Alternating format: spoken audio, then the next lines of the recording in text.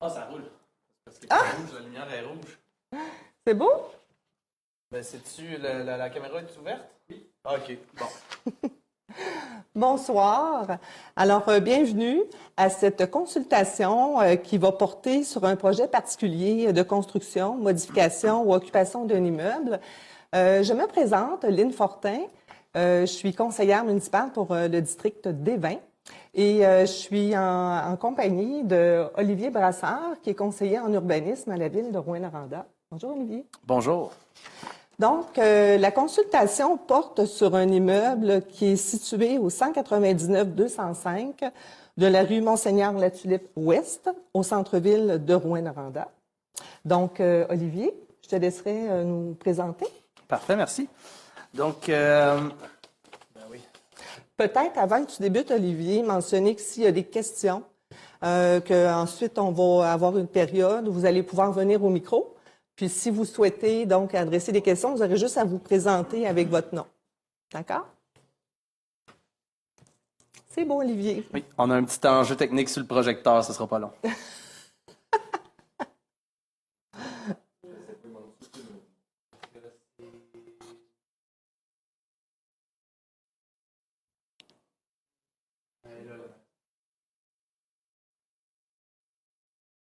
Ça va aller mieux avec une projection, évidemment.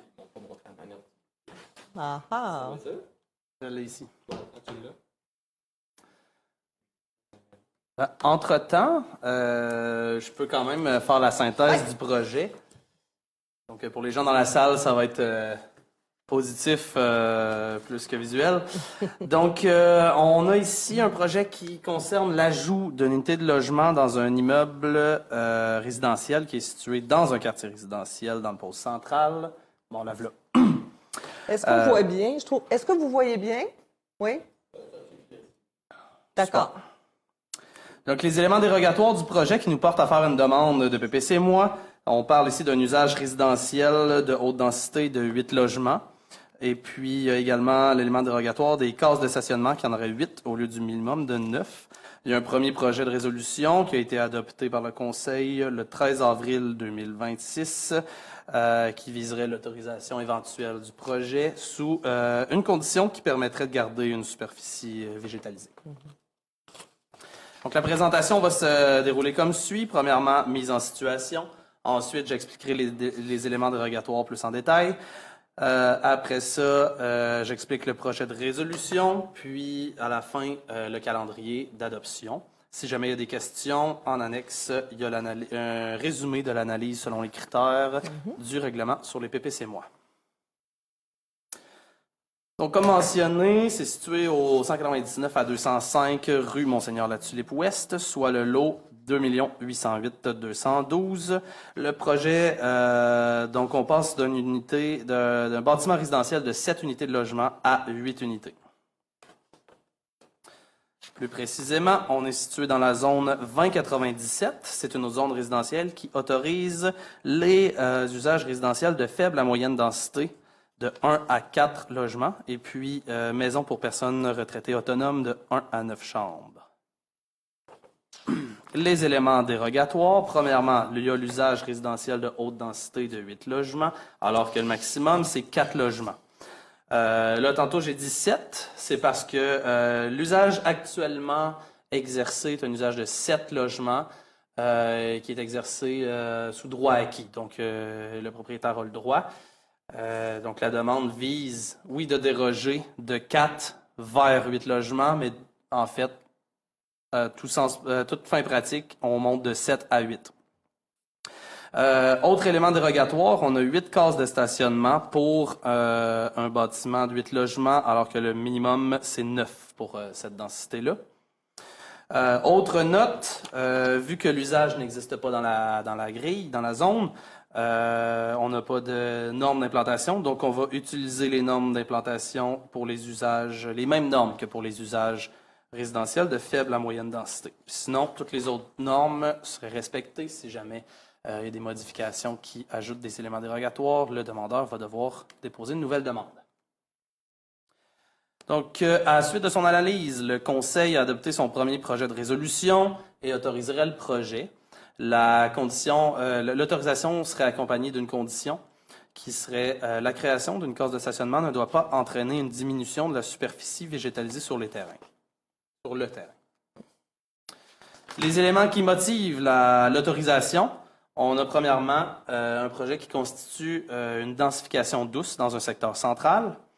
Il y a également, même si les usages résidentiels de haute densité ne sont pas autorisés dans la zone spécifique, sont autorisés dans certaines zones avoisinantes qui vont à assez haute densité, par exemple un peu plus au nord-ouest et au sud, qui va jusqu'à 75 logements. L'immeuble est de relativement grande taille, que ce soit le bâtiment ou le terrain. Donc, il a été jugé que cet immeuble-là peut supporter l'ajout d'une unité de logement. Par contre, pour s'en assurer, c'est là que la condition vient. En ajoutant un espace de parking, on veut juste s'assurer que la superficie végétalisée ne soit pas touchée. Donc, la condition est expliquée par cet enjeu-là. Au niveau du calendrier d'adoption, le 13 avril 2026, il y a eu l'adoption du premier projet de résolution. Le 22 avril, il y a eu les avis publics de consultation qui convoquent la présente assemblée de consultation publique aujourd'hui, le 11 mai. La prochaine séance du Conseil, donc le 25 mai, il va y avoir l'adoption du deuxième projet de résolution. Le 3 juin, il va y avoir les avis publics pour les personnes habiles à voter parce que le projet de résolution contient des dispositions susceptibles d'approbation référendaire. Si aucune demande de processus référendaire n'est déposée, le 15 juin 2026, la résolution va être adoptée sous sa forme finale pour une entrée en vigueur à sa publication le 24 juin. Olivier, petite question ou précision. Est-ce que ce serait possible d'expliquer c'est quoi une personne habile à voter? Les personnes habiles à voter sont les propriétaires et les résidents de la zone visée et des zones contiguës. Donc, ça ressemble à peu près là, à ce qui est sur la carte. Parfait. Merci. Donc, est-ce qu'il y a des commentaires ou des questions dans la salle? Ça semble beau? Très bien. Donc, Olivier, tout est beau. Donc, en moins d'une minute, on va voir la deuxième. Je peux la commencer tout de suite.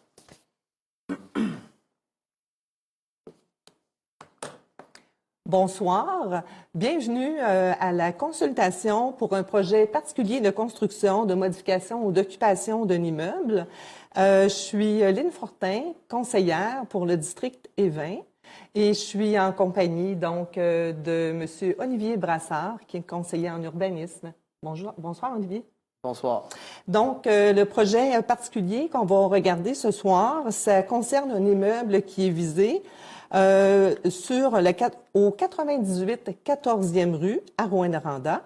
Alors, Olivier, je te laisse aller pour nous présenter le projet. Merci. Donc, les grandes lignes du projet, on parle aujourd'hui du déménagement et la diversification des activités de l'entreprise Temabex dans le secteur semi-industriel de Noranda à l'ouest du chemin de fer.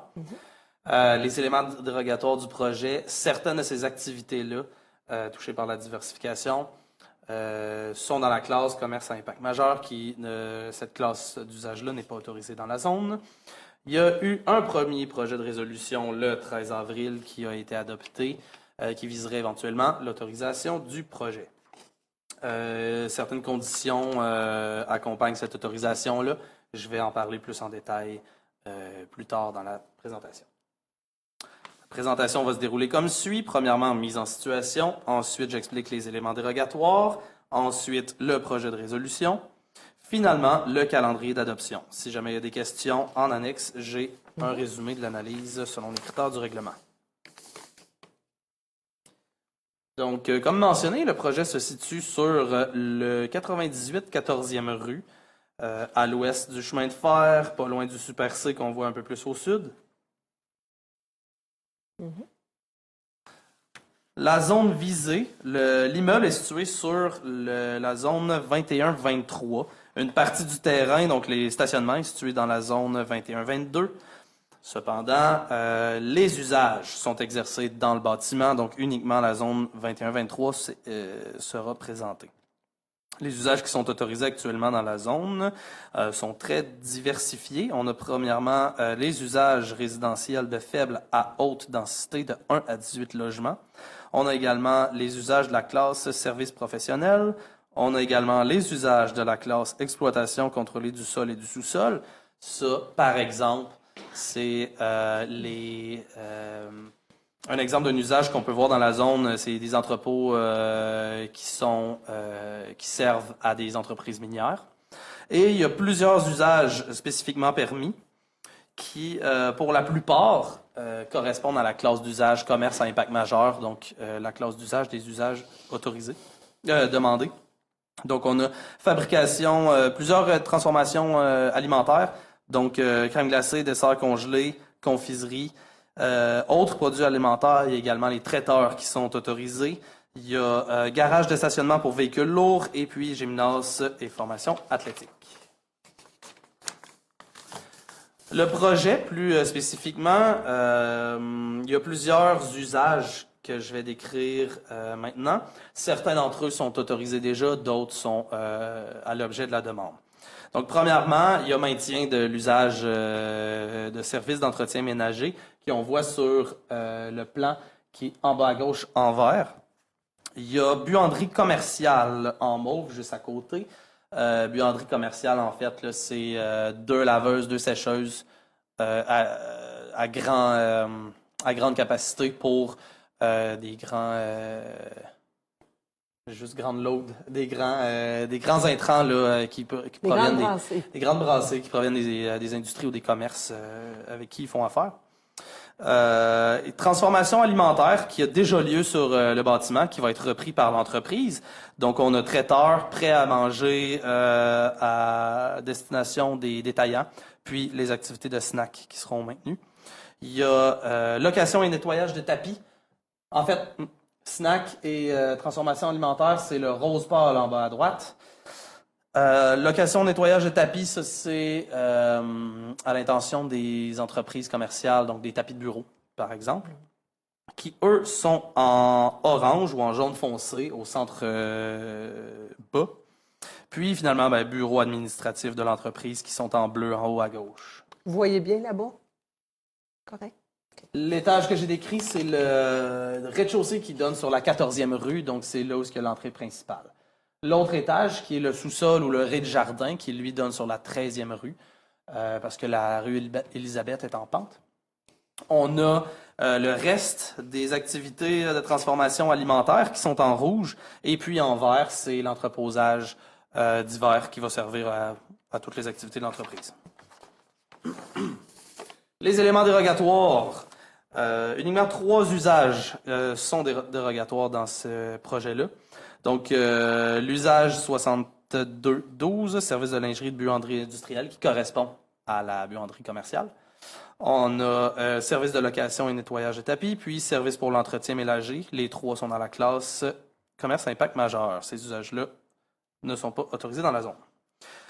Puisque les usages n'existent pas, il n'y a pas de norme d'implantation dans la zone. Donc, on va utiliser les mêmes normes d'implantation que pour les usages spécifiquement permis. Puis ça, comme dans la liste, c'est principalement des usages de la même classe que ceux qui sont demandés. Puis finalement, toutes les autres normes sont respectées. Si jamais il y a des changements, le demandeur va devoir déposer une nouvelle demande. Le Conseil a adopté, après son analyse, le premier projet de résolution et autoriserait le projet. L'autorisation serait accompagnée de quelques conditions. Premièrement, fixer les normes d'implantation telles que décrites à la page précédente. Limiter la superficie maximale de plancher pour les activités s'appartenant à la fonction industrielle légère. Ça, c'est un terme qui est issu du plan d'urbanisme. Si on parle de la demande actuelle, c'est tout ce qui correspond un peu au commerce à impact majeur, donc ceux qui sont inclus à la demande et non. Donc, on a l'entreposage intérieur, nettoyage de tapis, transformation alimentaire destinée à la vente au détail et la buanderie commerciale. Cette superficie de plancher-là serait limitée à 2000 m².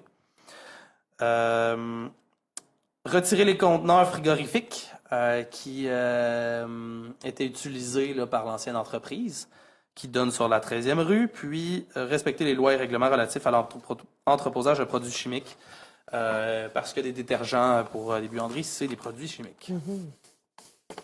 Les motifs derrière l'autorisation, on parle ici de la consolidation d'une entreprise locale et spécialisée dans la main-d'œuvre adaptée. On a, au niveau des impacts, les usages projetés diffèrent très peu des usages qui étaient déjà autorisés et qui étaient déjà exercés dans l'immeuble. Ces usages-là aussi qui sont assez dominants dans le secteur, non seulement dans la zone, mais dans la zone voisine qu'on peut voir en rouge, qui est encore plus commercial, industriel. Et puis, finalement, le projet ne génère pas d'impact particulier, que ce soit au niveau du bâtiment ou au niveau du bruit, des activités. Il n'y a pas d'intensification des activités projetées. Même pas au niveau de l'achalandage. Non plus. Parce qu'il faut rappeler qu'il y a beaucoup d'usages commerciaux à impact majeur qui sont déjà autorisés et qui étaient déjà exercés. Ce qui maintenant motive les conditions. Pourquoi qu'on limite la superficie du plancher pour ces usages-là spécifiquement? C'est pour s'assurer que ce soit compatible aux objectifs du plan d'urbanisme. Sinon, une demande n'est pas recevable. Donc, le 2000 m², c'est issu du plan d'urbanisme. Ensuite, le retrait des conteneurs frigorifiques, c'est pour assurer que si on autorise des nouveaux usages, qu'on diminue les impacts qui étaient déjà existants. Puis, finalement, éliminer les risques concernant l'entreposage de détergents reliés à la buanderie commerciale. Et puis finalement, calendrier d'adoption. Le 13 avril 2026, il y a eu l'adoption du premier projet de résolution. Le 22 avril, il y a eu les avis publics de consultation qui convoquent la présente Assemblée de consultation publique aujourd'hui, le 11 mai. La prochaine séance du Conseil, soit le 25 mai, il y a l'adoption du second projet de résolution. Le 3 juin, il y a l'avis public pour les personnes habiles à voter parce que le projet de résolution contient des dispositions susceptibles d'approbation référendaire. Les personnes habiles à voter sont les propriétaires et résidents de la zone visée et des zones contiguës. Si aucune demande d'opposition référendaire n'est déposée, le 15 juin, il va y avoir l'adoption de la résolution sous sa forme finale pour une adoption, pour une entrée en vigueur à sa publication le 24 juin. Merci beaucoup, Olivier. Est-ce qu'il y a des questions dans la salle? Tout est beau de votre côté? Merci beaucoup. Alors, merci, Olivier. Ça termine la consultation. Dans les temps. C'est bon? On est dans les temps, on est correct? Oui, très bien. C'est le point. Donc, bonsoir, bienvenue pour cette consultation qui porte sur un projet particulier de construction, modification ou occupation d'un immeuble. Je me présente, Lyd Fortin, je suis conseillère pour le district des Vins. Je suis en compagnie de Olivier Brassard, qui est conseiller en urbanisme à la ville de Rouyn-Noranda. Bonsoir, Olivier. Bonsoir. Donc, ce soir, la consultation va porter sur un immeuble. En fait, c'est un terrain qui est non cadastré, qui est sur l'avenue Provencher, dans le quartier Anfield. Donc, je laisse Olivier présenter le projet. Merci beaucoup. Les grandes lignes du projet, c'est un usage de production d'énergie solaire dans un secteur qui est forestier, non développé, à vocation exploitation des ressources sur l'avenue Provencher, au nord du noyau de Arnfield. Également, pièce de contexte qui n'est pas dans la présentation, c'est un projet qui est issu d'un appel à projet de Hydro-Québec qui vient en fait diversifier l'offre énergétique, injecter de l'énergie dans le réseau public. Cet appel d'offre-là va être analysé par Hydro-Québec. Certains projets vont être retenus, certains seront rejetés. Ceux qui sont retenus vont ensuite faire l'objet d'un bureau d'audience publique en environnement, donc d'un BAP. Donc là, ici, on parle vraiment d'une autorisation préliminaire. Cette autorisation-là, en fait, c'est un des critères d'analyse de Hydro-Québec, qui est la conformité réglementaire municipale. Donc, on vient en fait s'assurer que la demande pour l'étude d'Hydro-Québec, que cette demande-là soit recevable. Il y a un élément dérogatoire au projet, c'est l'usage de production d'énergie solaire. Il y a un premier projet de résolution qui a été adopté le 23 mars qui viserait l'autorisation éventuelle du projet. La présentation, excusez-moi, va se dérouler comme suit. Je vais mettre en situation, je vais expliquer l'élément dérogatoire, ensuite le projet de résolution et finalement présenter le calendrier d'adoption. Si jamais il y a des questions, j'ai en annexe le résumé de l'analyse selon les critères du règlement. On est localisé à Hornfield, juste au nord du noyau villageois, sur l'avenue Provencher. C'est des terres publiques. Et puis, comme mentionné, là, c'est issu de l'appel de projet d'Hydro-Québec. La zone, on est situé dans la zone 9110. En jaune, c'est le terrain approximatif du projet. En mauve, c'est la zone. La zone autorise, premièrement, c'est dans l'affectation et exploitation des ressources. Donc, les usages autorisés dans la zone reflètent en grande partie cette affectation-là. Dans les usages qui concernent les ressources naturelles, on a premièrement d'autoriser la mise en valeur et la conservation. On a également l'exploitation contrôlée de la faune et de la forêt. Ça, grosso modo, c'est faune, c'est tout ce qui est pourvoirie et compagnie. Puis forêt, c'est industrie forestière et production forestière diverses. Puis, finalement, exploitation contrôlée du sol et du sous-sol. Puis ça, c'est activités minières, gravières, sablières, carrières et compagnie. Et puis, usage spécifiquement permis, on a des tours de télécommunication. Le projet s'intégrerait de cette façon-là. Ça nous donne une superficie approximative de 48,4 hectares de terrain, ce qui nous donne 33 000 panneaux environ.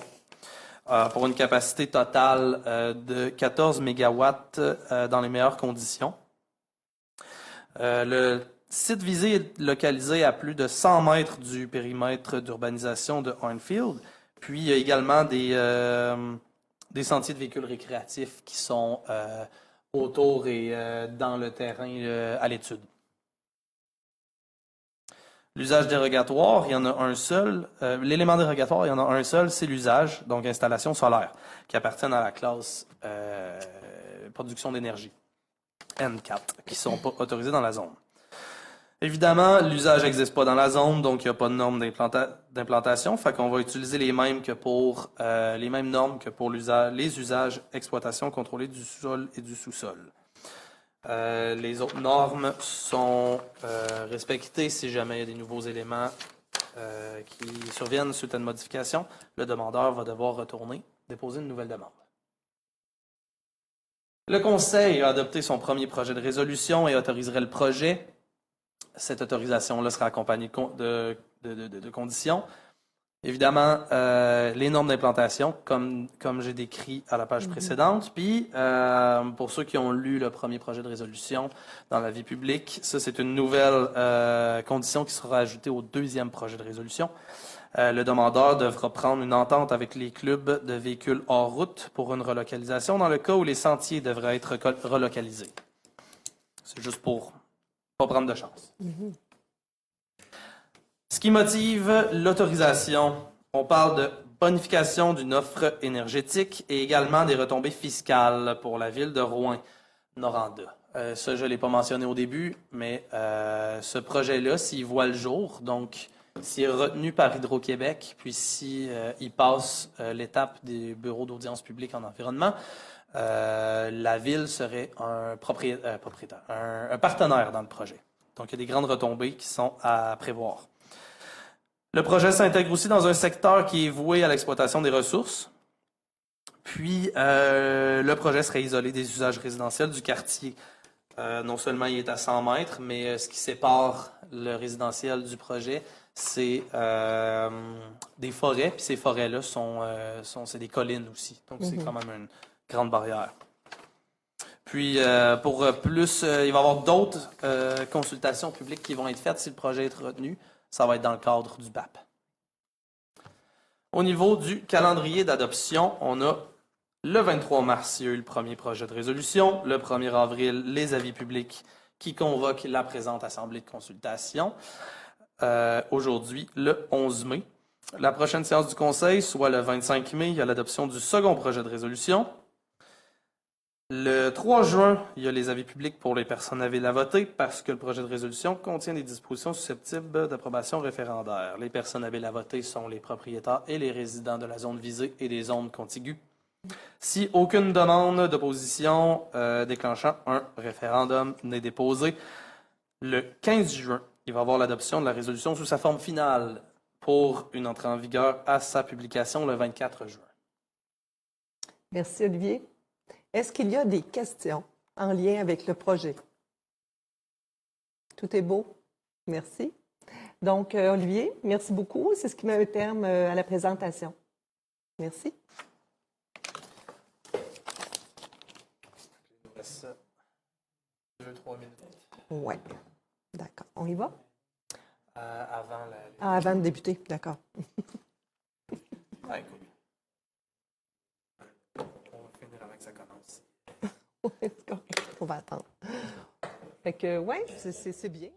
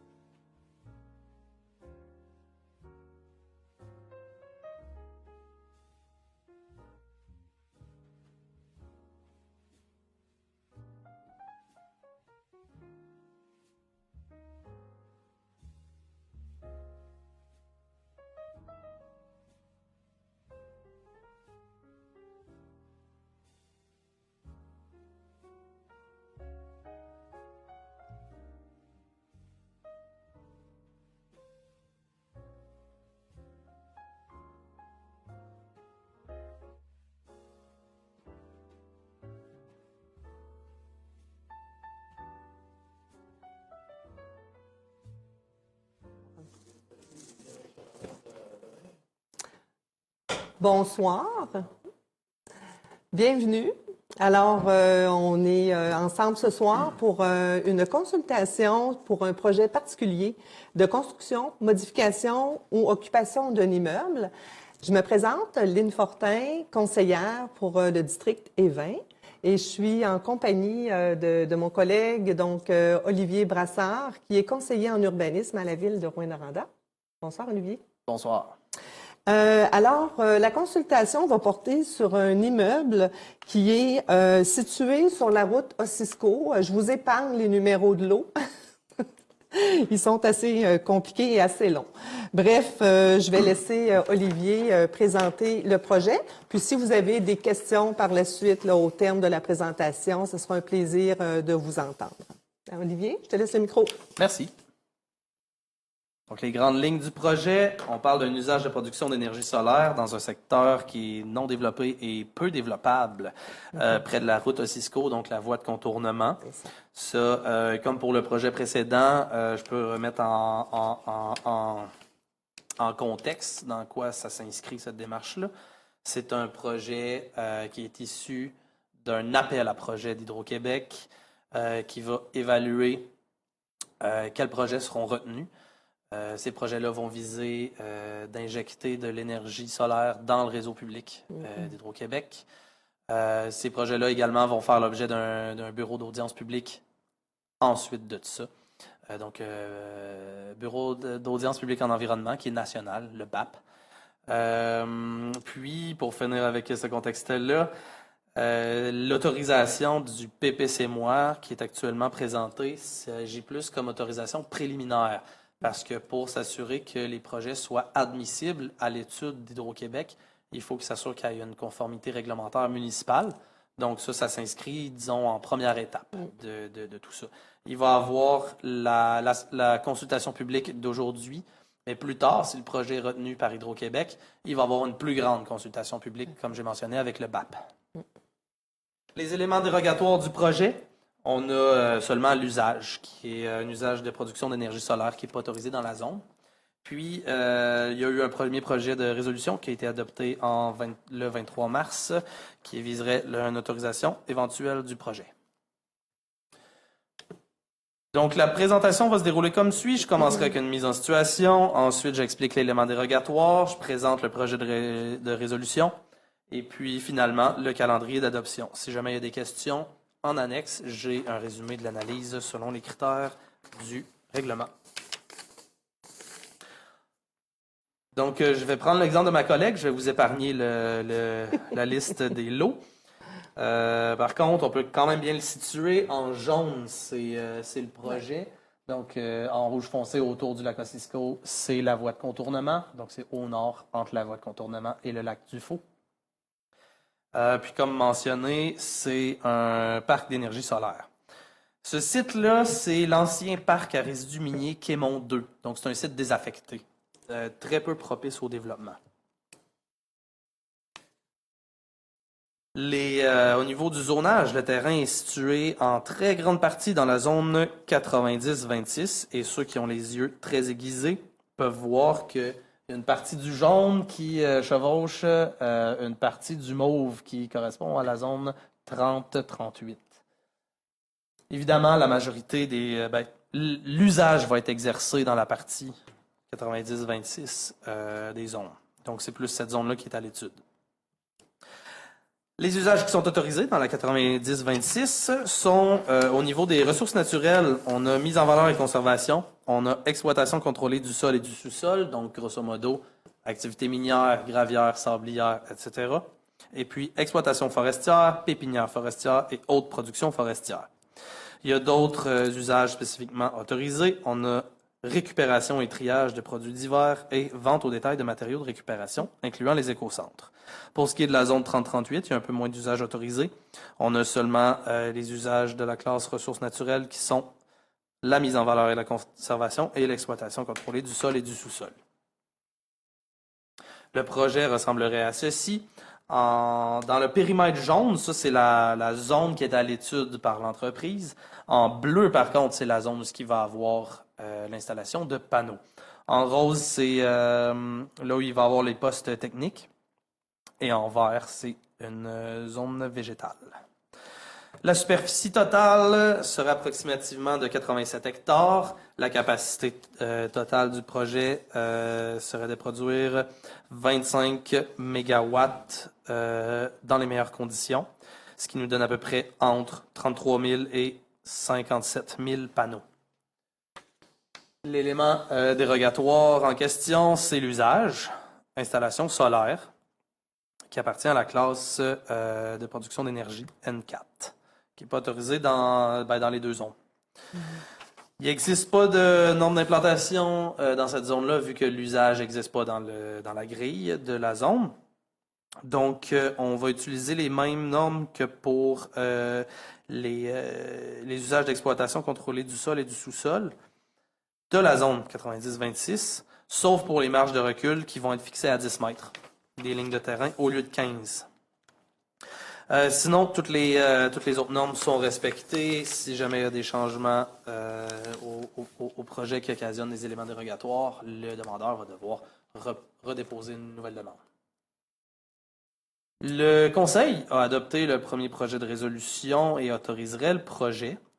Puis cette autorisation-là sera accompagnée de la condition que je décrite à la page précédente, donc des marges de recul de 10 mètres. Sinon, le reste des normes d'implantation seront les mêmes que pour l'usage d'exploitation du sol. Ce qui motive l'autorisation, on parle ici d'une bonification de l'offre énergétique et des retombées fiscales. Pareil comme pour le projet précédent, c'est un projet qui s'y voit le jour après les multiples étapes qui sont prévues avant la réalisation. La Ville deviendrait partenaire. On parle aussi ici de la valorisation d'un site désaffecté. Très peu de choses peuvent être faites sur ce site-là. Puis là, on a un usage qui peut très bien s'inscrire là-dessus. Puis finalement, le projet il est isolé, lui aussi, des usages résidentiels de la ville. Les zones avoisinantes, là, c'est des zones semblables à celles-là, donc des zones plus ressources.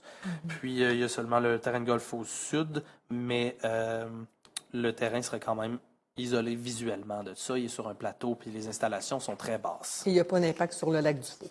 Pas d'impact sur le lac Dufault. Puis, il va y avoir davantage de consultations publiques plus tard dans le projet s'il est retenu par Hydro-Québec, parce qu'il va faire l'objet d'un bureau d'audience publique en environnement, le BAP. Et pour terminer, le 23 mars 2026, le premier projet de résolution a été adopté.